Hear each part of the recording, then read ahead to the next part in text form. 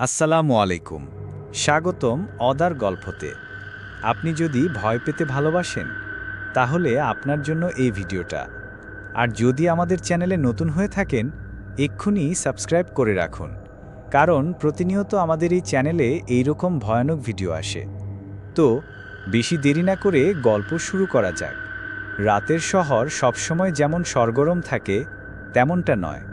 শহরের প্রান্তে এমন কিছু জায়গা আছে যেগুলো দিনের আলোতেও ভয় ধরায় মানুষের মনে। তেমনই এক জায়গা হলো একটি পরিত্যক্ত গ্যারেজ, যেখানে বছরের পর বছর ধরে জমে আছে অচল গাড়ি, ভাঙা ট্রাক, মরিচা ধরা বাস। জায়গাটাকে মানুষ বলে লোহার কবরস্থান। কেউই খুব প্রয়োজন ছাড়া সেখানে যায় না, কারণ অদ্ভুত সব ঘটনা নিয়ে অনেক গল্প ছড়িয়ে আছে চারপাশে। সেই গ্যারেজে কাজ করত একসময় হাশেম নামে এক বৃদ্ধ পাহারাদার। চাকরি ছেড়ে দেওয়ার পর থেকে সেখানে আর কেউ কাজ নিতে রাজি হয়নি, কারণ হাশেম মারা গিয়েছিল হঠাৎই এক অদ্ভুত দুর্ঘটনায়। এক রাতে সে নাকি নিজের চোখে দেখেছিল মরিচা ধরা এক গাড়ির ভেতর থেকে কেউ তাকে ডাকছে। সকালে লোকজন দেখতে পায় হাশেম গ্যারেজের মাঝখানে মৃত অবস্থায় পড়ে আছে, তার মুখে ভয়াবহ আতঙ্কের ছাপ। গল্প শুরু হয় ইমন নামে এক যুবককে ঘিরে। ইমন শহরে নতুন এসছে। বন্ধুদের সঙ্গে সে বাজি ধরে যে ভয় বলে কোনো কিছু নেই। সে শুনেছিল এই জায়গাটার কথা, আর ঠিক করে যে রাতের বেলায় সে সেখানে যাবে। বন্ধুরা বলল, পাগল হইস, ওই গ্যারেজে গেলে তুইও ফিরবি না। কিন্তু ইমন হাসল। তার বিশ্বাস ভুটটুত কিছু নেই, সব গুজব। রাত তখন প্রায় 12টা। গ্যারেজের চারপাশ নিস্তব্ধ, বাতাসে একটা মরিচার গন্ধ, আর ভেতরে সারি সারি ভাঙা গাড়ি দাঁড়িয়ে আছে। অচল গাড়িগুলো যেন অন্ধকারে কঙ্কালের মতো ছায়া তৈরি করছে। গেটটা ঠেলে ভেতরে ঢুকতেই কেমন অদ্ভুত এক শব্দ শুনতে পেল ইমন। ধাতব শব্দ, যেন কেউ গাড়ির দরজা ধীরে ধীরে খুলছে। সে নিজের ফোনের আলো জ্বালালো। হঠাৎই দেখতে পেল একটা ভাঙ্গা বাসের ভেতরে আলো জ্বলছে। বাসটা বহু বছর ধরে একেবারে নষ্ট হয়ে পড়ে আছে। আলো আসছে কিভাবে? ইমন ধীরে ধীরে এগিয়ে গেল। দরজা আধা খোলা, ভেতরে অন্ধকার, কিন্তু জানালায় অদ্ভুত লাল আভা।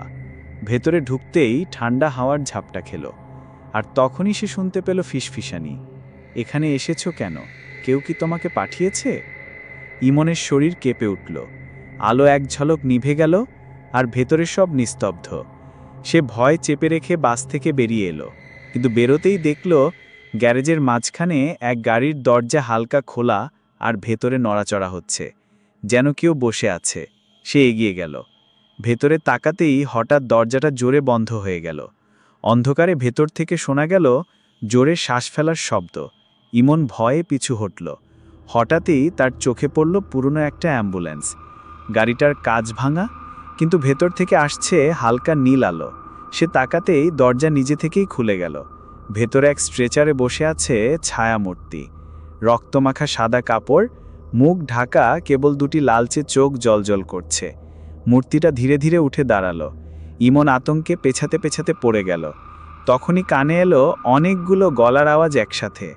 আমরা সবাই এখানে আটকে আছি, তুমি এসেছো কেন? চারপাশের ভাঙা গাড়িগুলো থেকে যেন একে একে বের হতে লাগলো ছায়ামূর্তি।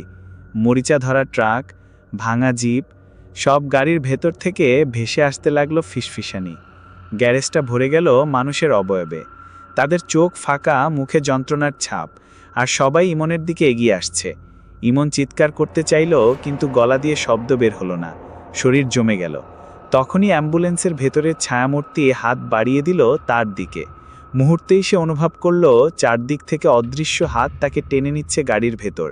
তার চারপাশ অন্ধকার হয়ে এলো। পরদিন সকালে মানুষজন দেখতে পেল গ্যারেজে ইমনের ফোন পড়ে আছে, কিন্তু সে নেই। গাড়িগুলোর সারির মাঝখানে তার পায়ের ছাপ থেমে গেছে অ্যাম্বুলেন্সের সামনে। আর অ্যাম্বুলেন্সটার জানালায় কেউ দেখল হালকা ছায়া, একটা নতুন মুখ, আতঙ্কে ফ্যাকাশে। মানুষ বিশ্বাস করে ইমন আর ফিরে আসেনি। সে এখন লোহার কবরস্থানের আরেকটি বন্দি আত্মা। আর যখন রাত গভীর হয়, তখন ওই গ্যারেজে অচল গাড়িগুলোর ভিতর থেকে ফিসফিসানি শোয়া যায়, আমরা সবাই এখানে আটকে আছি। গল্পের শেষ এখানে নয়। কয়েক বছর পর একই জায়গায় এক ট্রাক ড্রাইভার তার গাড়ি রেখে দিয়েছিল। পরদিন সকালে ট্রাকটা নষ্ট হয়ে যায়, আর ট্রাক ড্রাইভার নিখোঁজ হয়। তখন মানুষজন ভয় পেয়ে গ্যারেজটাকে একেবারে বন্ধ করে দেয়। কিন্তু আশ্চর্য ব্যাপার হলো, রাতে পাশের গ্রাম থেকেও এখনও শোনা যায় গাড়ির হর্ন, দরজা খোলার শব্দ আর মানুষের কান্না। কেউ আর কাছে যায় না।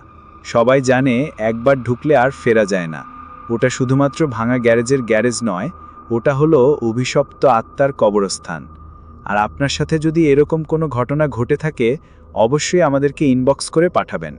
গল্পটা যদি আপনার ভালো লাগে, লাইক, কমেন্ট এবং শেয়ার করতে ভুলবেন না। আর আমাদের ফেসবুক পেজে ফলো দিয়ে রাখবেন।